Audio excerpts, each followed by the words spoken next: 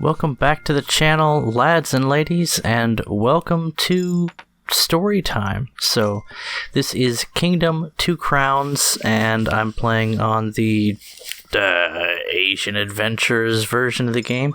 It has a few different settings, and they're more or less similar to the original concept of the game, which is delightful and relaxing, and generally speaking, until you die horribly. But that's kind of something that I needed at the time I was playing this, because I definitely got COVID, and it's the sickest probably I've ever been in my life, up until the point where I poisoned myself by taking one too many doses of horse dewormer ivermectin. Dumb thing to do. Jot that down. Ivermectin stays in your system for around a week. So if you take 2 doses, especially if one of those doses is a rather large dose for, let's say, a 350-pound horse, then you will fuck yourself in a very bad way and get even more sick than when you had COVID. Or at least that was my experience. I had pus coming out of my cheeks. I had weird globs coming out of my salivary glands because I'd poisoned myself. And I threw up so many times that I deprived my body of some key nutrients like magnesium, and I became unable to sleep for 5 days and lost my mind a little bit. I was completely unable to control my thoughts, like my filter was gone, and I started talking without realizing that I was talking, and I was saying some things that somewhat disturbed the people around me, like, I'm just a scared little white mouse and I can't stop being afraid. And yes, I found out what clinical anxiety feels like. And that was entirely caused by the lack of minerals in my system. Specifically, I figured this out. My mom actually told me. My mama was looking out for me. I figured out that I was low on magnesium, and when I started taking magnesium supplements, I was able to sleep. But I already went through several experiences, and I'll try and share them with you here. I hinted a little bit about losing my mind, and I was seeing things when I was trying to sleep. Instead of sleeping, I would just have that falling feeling and jolt, and then not fall asleep and go into a panic and start seeing visions. And I've seen my own future in my dreams a lot, to the point where that's just something that I've come to accept. It's a thing that happens to me. I had one of those instances come true today. It always happens exactly the way I see it in my dream, and what I saw that ended up happening today, I can't remember when I had the dream. It was I don't know, around a year ago, but I had already taken a Pyrex broiler pan out of the oven, and I'd taken the meatballs out of it, I was in the process, sorry, of taking, it wasn't meatballs, it was something else. Sorry, it's late, I'm tired. I didn't sleep super well last night. Last night was actually the first night since I got better that I didn't sleep well. I've been doing really well lately. Thank you very much. But I jolted awake last night a couple of times because I think just I was a little on edge, and I was super sore from working out, and I just kind of wanted to make sure there wasn't someone else in the house, because I think my wife woke me up by moving around in bed. She's used to working nights, and I think she got up a couple of times and flashed some light on my sleepy eyes with her little health sense watch and startled me awake. And I did a little bit of I don't know, brooding after that, calming down in the living room, but playing a little bit of video games. I'm starting to ramble, aren't I? Let's get back to the dream that came true today. They're usually stupid little things like this, just regular moments in my life. I was I touched the broiler pan that had come out of the oven a few minutes ago, gingerly, just real carefully with the fingertips to check if it was hot, and it wasn't hot. So I put my hand on it, and I started taking the food out of it, and I thought, I hope my brother's doing well today. And that was my dream. I dreamed about that before my brother was staying in our house. And by the way, I am so glad that he has been here for the past few weeks, because holy moly, dude, I'm not used to losing my mind. And I ended up going to the emergency room like 6 times. So it was a process, figuring out what was wrong with me and dealing with the panic attacks. I've never had a panic attack before, but it turns out if you don't sleep for 5 days, you start experiencing things. So let's get back on track, shall we? I hope you've enjoyed the ride so far for this first 6 minutes or so, and let me get a little bit chronological for you. So I don't know, 3-4 weeks ago, I got COVID, and it was bad. I got that strong Colorado COVID, and I got sicker than I've ever been in my life, and I got all of the COVID symptoms that are, typical COVID symptoms, and I started getting better. And I had taken a dose of ivermectin that I've been experimenting with for a long time. So I already told you, taking horse dewormer is pretty dumb, but I also hate going to the hospital. So I just decided to experiment with it. And I'd been taking it for months at a regular dosage that I had guesstimated, and it worked out fine for me. There were no noticeable side effects, and I think I actually skipped catching COVID once. So it really did help me. It was working as intended as a preventative, and yet, don't do that. I had done this on my own initiative. I'm a farm boy, and I hate going to the hospital, and I don't trust doctors very much. And also, my experience with this whole stuff has sort of reinforced that. I hate the hospital. It's where people go to die. That's just my opinion. So, I took a dose of ivermectin when I got sick. I went through most of the sickness and I started getting better. I took another dose of ivermectin. It had been about 8 or so days since my last dose, and that was fine. But then 2 days later, for God knows what reason other than I felt like destroying my health and losing my mind, I took another dose of ivermectin. I did not consider that ivermectin stays in your system for around 6 or 7 days. I took a dose of ivermectin that was already too big of a dose, but I was finishing off the tube, so what's the worst that can happen?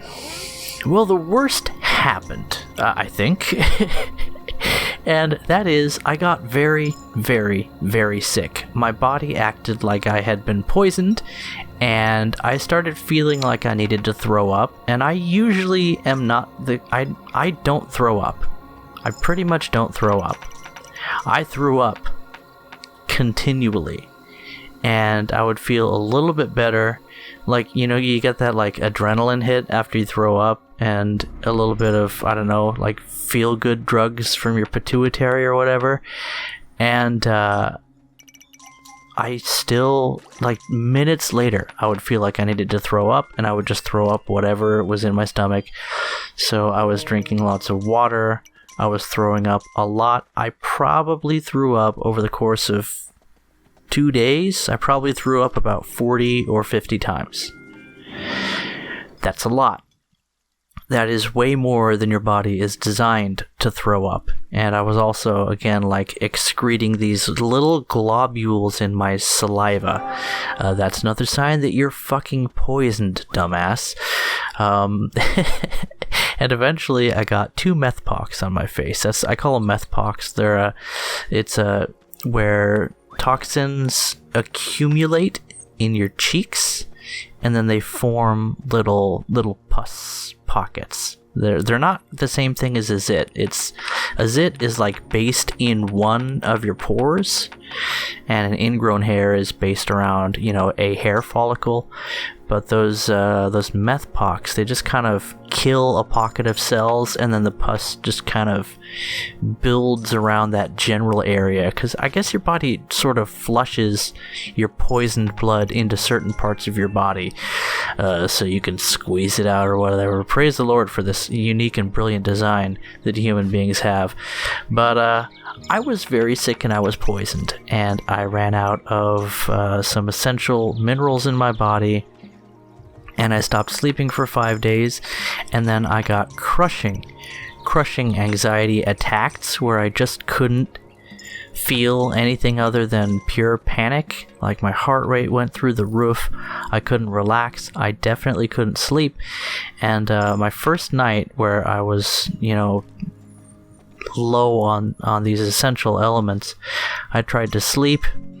And I started off by hearing the voice of my mom in her rambling thoughts. I think I was hearing her thoughts, or I thought I was hearing her thoughts.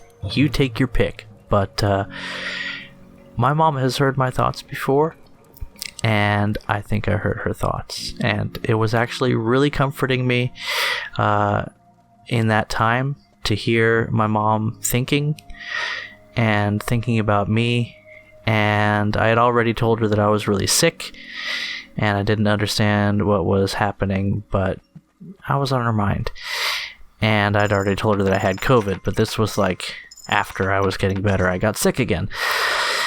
So I ended up telling, a lot of people around me what was going on, and I need to make sure that I've told them all that I'm better. But it's nice to tell you all that I'm better. But let's get back to my vision quest, because that night was far, far from over. And the next few nights would be the longest nights in my life so far. It's amazing how long a night is when you can't sleep, you can't relax, and you're having constant panic attacks, and your body is critically low on certain nutrients. I went from hearing my mom's voice, I was not hearing her voice. It was like thoughts. It was like mumbly and rambly and not entirely connected. The spaghetti brain, the way my mom's ADHD brain works. I assume she has ADHD. She's never been diagnosed, but she moves very quickly in her thoughts and then kind of comes back around and eventually ties things off. Eventually. But sometimes not always. Anyway, she's the kind of woman that takes like 3 hours to get around to eating her dinner that she already cooked. Where was I? I get a little bit distracted too, don't I? This is me doing well, by the way. So, that night continued, and I went from that. By the way, the whole time I was experiencing vertigo, so my brain thought that I was spinning in circles on my bed, which is just a lovely feeling when you're also having panic attacks. So I went from hearing my mom's thoughts, covered it, to what felt like an out-of-body experience. I have had 1 or 2 out-of-body experiences before, not under the influence of the same circumstances, and they were actually very pleasant out-of-body experiences. Very enjoyable. I think I've talked about them before. Fond memories. This was not that kind of out-of-body experience. Whether or not it was what I would call a legitimate or, real out-of-body experience, because I believe that you have a soul and it can move outside of your body and experience things outside of your body. I've experienced it, and that was real stuff. But this was real disturbing, because what I felt like I was doing, what I perceived I was doing in the midst of losing my mind, was zooming around to random people, presumably around the world, and just being sort of inside their head and hearing them speak. Not hearing them think, the way I did with my mom, but hearing them speak and sort of, I don't know, looking at the back of their head like in a third-person view kind of deal. And I was just going from one person to another. They had no connection between each other. It was just whatever was going on in their life. You know, one guy was sitting in a cafe, and another person was walking down the street and talking with someone that they were with. And I just from one to another, to another, to another, to another, and not having any time to rest. And it was all very, very disturbing because I was not in control of my spirit, my mind. I was not in control of what was going on, and that bothered me immensely. And not to mention, I was in the midst of a physical panic attack, which is like a bodily reaction to an overload of stress. It's not something I'm used to experiencing because I'm usually a pretty chill guy, and I'm good at calming myself down and self-soothing, and I'm usually not so horrible on my body chemistry that those kinds of things happen to me. Anyway, so I did not sleep at all that night. I just experienced that terribleness, and I think I ended up going to the emergency room here in my hometown, which is known as a place that people go to die, and we basically don't have a real hospital. It's like a small clinic that's pretending to be a hospital. If like, they don't even have doctors. They have emergency room doctors. They have 3 emergency room doctors in total, which means that usually one is on shift, maybe, and one of them is a complete dipshit asshole, and that's the one I got the first 2 times I went to the emergency room. Oh, I remember why I went to the emergency room. I couldn't unclench my jaw. So I woke up my wife and I was like, I can't unclench my jaw, my face is spasming, and I need to go to the emergency room. So my brother took me to the emergency room. My wife was gonna take care of the kids at home. She'd been off on sick leave for having COVID, and she was just at the tail end of that, and she started taking sick leave because her husband was losing his mind, and also my face was spasming. So for probably 6 hours, and in increasing intensity, my pretty much everything above my shoulders, my neck muscles were spasming, and it wasn't like a twitch. It was a tightening to full tautness of the muscle, like a Charlie horse, and then eventually I would get control of that muscle back. Yeah, that's a salts problem, and nobody was telling me that. Nobody told me that I was low potassium at the time. I had to wait 2 hours to get into the emergency room, and that was actually the second time I went to the emergency room. The first time I went to the emergency room because it felt like I couldn't breathe. I was breathing, but it felt like I couldn't breathe. That was a panic attack. I've never had a panic attack before. I didn't know what it felt like. That's what it feels like. And it was also the beginning of my low potassium situation, and it was a continuation of my low magnesium situation. So I was eventually told that I was low potassium. I did eventually see a doctor, and after 4 hours, after I'd seen my doctor in the emergency room once, and he had basically asked me if I do drugs, and I said absolutely not, and then I got some tests, and when the tests came back that said yes, I do not do any drugs, and also I'm super low on potassium. This is probably about 4 hours into my emergency room after I got to the hospital, probably 2 hours after I'd seen the doctor. He came back and gave me an IV, which has some essential electrolytes in it, but I don't think it had magnesium, which is what I really needed. And that IV felt... Well, the IV was not helping because I had been clenching my teeth so hard that I was hearing them pop and snap as my jaw snapped into different positions because I was biting down so hard.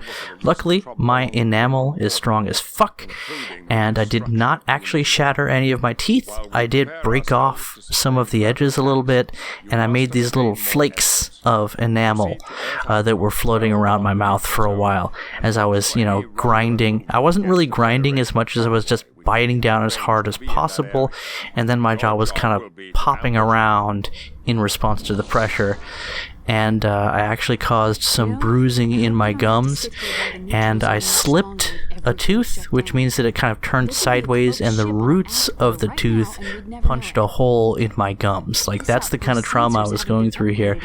I also was turning my neck all the way to one side, without control of my neck or my face, and my eyes started to close uncontrollably just about the time that the other doctor was replacing dipshit doctor, and he asked me what he could do for me, and that's usually the sort of question that they ask just before they send you home because they'd already gotten the tests back.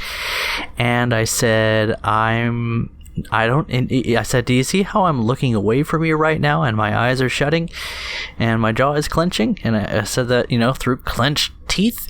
I said, this is not intentional. I am having spasms. And he said immediately, I have two things for you. He gave me Benadryl and potassium. And the Benadryl immediately made me stop spasming. So for the next few days, I would be dependent on Benadryl to prevent muscle spasms. And I also tried taking melatonin and Benadryl together to help me relax and sleep. And that was the night where I had the vision quest. So I didn't do that again. All in all, it's a little bit of a disjointed story. It's hard to, put it all together still in my mind. There was a lot of trauma involved. It's something I haven't really experienced before, and I like to call it the hardest week of my life. It was around a week long that I was going through these things. I went to the emergency room, I think 6 or so times. I ended up going to the Florence emergency room twice because Florence has a real hospital and not a pretend hospital like I have here in my hometown. And I got better after I started taking magnesium supplements, which nobody told me about and nobody tested me for in all those trips to the emergency room. They just made sure I wasn't dying and sent me home. And they really did give me some good advice. They helped me out with my low potassium, but the real cause of my mental problems and my insomnia was being low magnesium. So I guess the moral of the story is you have to be your own advocate. It helps to listen to the people around you and talk about the issues that you're going through with your health. Doctors only know so much, and unless you spend hours and hours and hours talking about every little thing with a very knowledgeable doctor, and even then, things can slip their mind. We're only human. It's good to have friends. It's good to be informed. I did a lot of looking things up online. I made sure that I could take Benadryl and melatonin together. They work on separate systems in the body. They usually don't interact with each other. I happened to have a vision quest, but I had also already poisoned myself, so, there is that. How did it all shake out? I really found out that my wife loves me. I told her some, things that bothered her. Not hateful things, but I told her all my secrets, if it will. And I had been keeping a secret from her, and I shared that with her. And instead of being really upset, she just wanted to take care of me.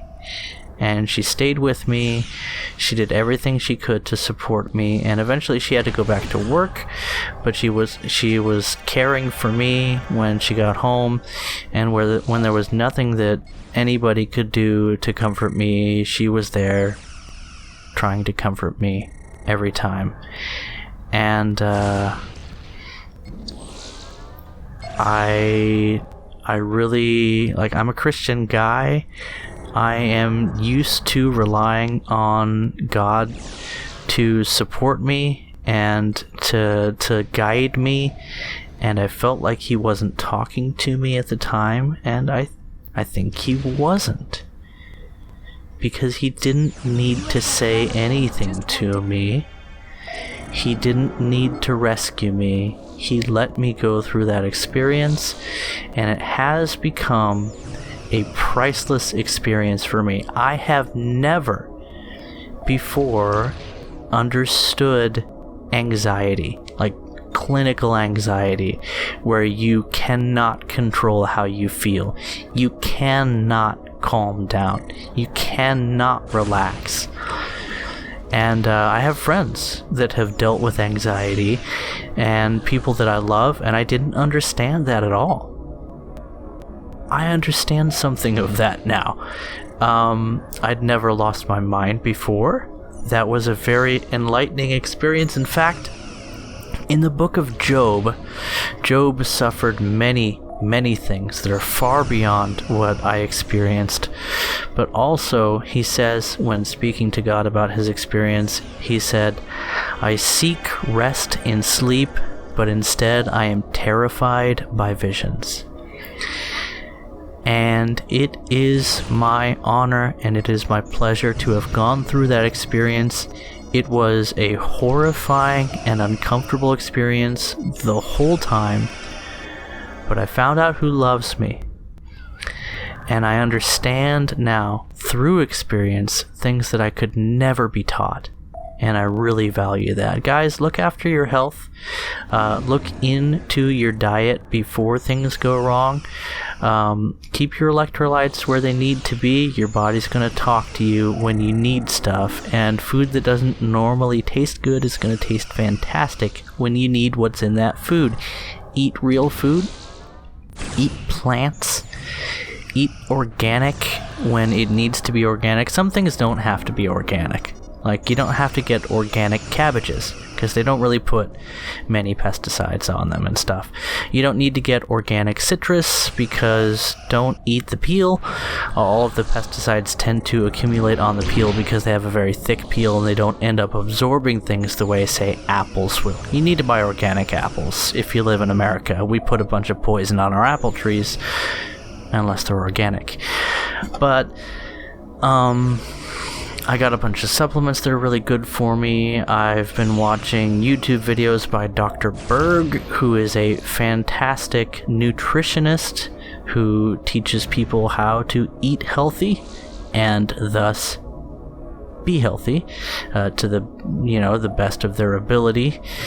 And I'm doing really well. This has all been a very positive experience for me after all of the horrifying bullshit is done. But that was that. I actually stopped playing video games for like 2 weeks. I've never done that before. I just couldn't handle it, and the days got really long. I experienced anxiety where, like, everything that you do feels wrong. You feel like you're doing everything wrong. And also, making any kind of choice is, like, terrifying. It's paralyzing. Like, decision paralysis. I live in a state of the opposite of anxiety most of the time. I'm a very confident person. I have the opposite of decision paralysis. I don't pick and choose which parking spot I'm going to go into. There's one. I'm there. And then, I walk for 5 minutes to get to the door of the grocery store. My wife is like, couldn't you pick a closer one? And I'm like, I know how to pick things.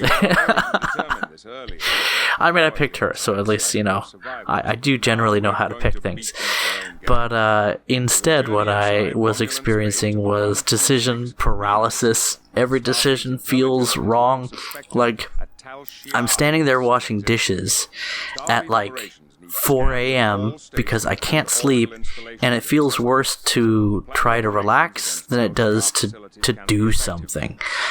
So I'm standing there washing dishes at 4 a.m., feeling horrible, feeling like everything I do is wrong, and every dish that I pick up, my brain is like, it is impossible to properly deal with this.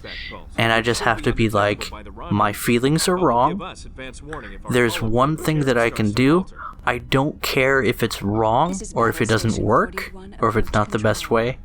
I'm going to do that one thing.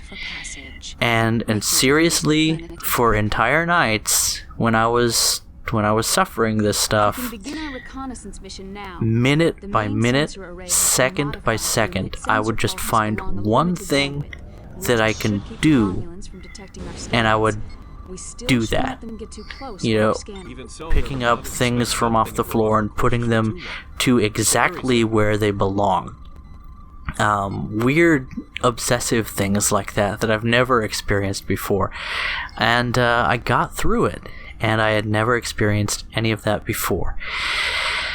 And now, I'm back to my old self. I didn't lose anything. I only gained from the experience. So I'm very glad. I didn't bust any of my teeth. I went to a dentist the day after my teeth clenching event, where I was locking up for 5-6 hours before a doctor told me to take a Benadryl. Actually, he gave me Benadryl IV, but it was the same thing. 50 milligrams of Benadryl, which is the equivalent of taking 2 over-the-counter pills. And I immediately started feeling better. IVs are pretty cool that way. But I don't think I had ever taken Benadryl before. Well, I must have a couple of times as a kid, because I would get allergies. But I actually started taking loratadine because it's a 24-hour allergy relief pill, and it worked reasonably well for my allergies, and it doesn't make you tired. Benadryl can kind of knock me out a little bit, but caffeine counters that effectively.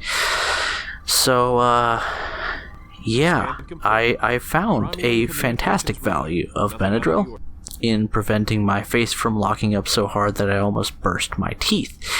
That was, by the way, extraordinarily painful because all the muscles above my shoulders, including my neck muscles, were just basically cramping as hard as they could, clamping as hard as they could. And also my front side neck muscles, I can't remember what they're called, but the ones that, control your chin, I was pulling my chin down so hard, I was tilting my head down so hard that it was hilariously painful to have those muscles lock up. So I was pushing my forehead against the side of my hospital bed that I was supposed to be laying in, because I had a liquid IV in at the time, and the doctor put it on a slow drip, the motherfucker, because, apparently nobody could be spared to squeeze the bag. That guy was such a piece of shit. Horrible doctor. And, that's just my impression, but I'm not the only one that feels that way. When I say Dr. Dipshit, you know the one, and here in my hometown, we're both thinking about the same person. I don't like to speak poorly of people, but if you fucking suck at your job, the man does not belong as a doctor. But you know what? I didn't file a complaint, so I shouldn't be complaining here. I really just want to kind of move on from that aspect of my experience. It's not nice to feel that badly about someone that is responsible for the lives of other people. Anyway, I really have been enjoying, to completely change the subject, I've been really enjoying this game you see here. I know it looks pretty glitchy, because it is.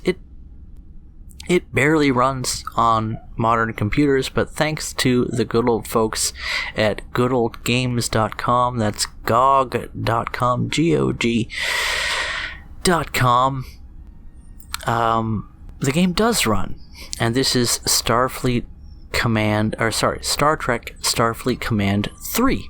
The sequel to a game I used to play on my Windows 3.1 computer down in the basement of my family home when I was a kid for years. And I always enjoyed the game. In fact, I think Starfleet Command 2 is probably the best one. Unfortunately, it definitely does not run on modern computers. I have yet to see a GOG version of that game release, and when it does, I will scoop it up immediately and with gusto and nostalgia and joy. And it is a little bit more, it's more complex in its game mechanics than this game is. They really streamlined a lot of things and simplified a lot of things for the sequel, but they also gave you the ability to customize your starships and improve them iteratively over time. At your own discretion. The different modules can all be upgraded and mostly just upgraded. There's the way they've sort of simplified things on down. There's not really a difference between the different options for your modules, except that one thing is better than another, and there's like 2 or 3 special weapons for each faction that don't really make all that much of a difference. But the Romulans' little disable all the enemy's weapons for a few seconds phasers, pretty cool. So there is that. One thing that I really love about this game, specifically along with Starfleet Command 2, is that the story missions really feel like story missions. They're not fetch quests. They're not go to place and kill X. They really fit with the narrative of the storyline about what's going on. It's a pretty tight story. It's focused well on a relatively small period of time, and you get to do some pretty cool stuff, like infiltrate a planet and then forget to pick up your away team, and you go out of transporter range, and you have to go back into transporter range like a dumbass. But hey, at least I wasn't experiencing a panic attack at the time. So this is all a gameplay from, after I started feeling better. This is fairly recent. I think I got this gameplay footage today or yesterday. I'm a little hazy on that. I've been busy, and my wife told me I've been super daddy today. I just was taking care of the kids. She started working nights at the post office, which night shift is rough when you live in a house full of people, and you've got kids that you want to love and spend your time with, and a sexy, manly, now fully healthy husband who is eager to spend time with you. And you know what? Where was I? I was rambling a bit, and my microphone is having some issues. It's starting to fade out, so I'm just going to kind of leave it here. All of you, be blessed. If you haven't seen it already, I gave away a bunch of games on the Discord. I don't know if there's any of them still available. I didn't do it in a really well-organized way, but I'm just cleaning out my Humble Bundle games that I don't really want, so I'm giving away those free games. So if there's any left there, you can give it a shot and try some of the links. They're all, they're safe. They take you to Humble Bundle, and you can see if the game works. And that's all. So I love you guys. I appreciate you. And I hope you're all doing fantastically over this Christmas season. Merry Christmas, everyone. Bye-bye.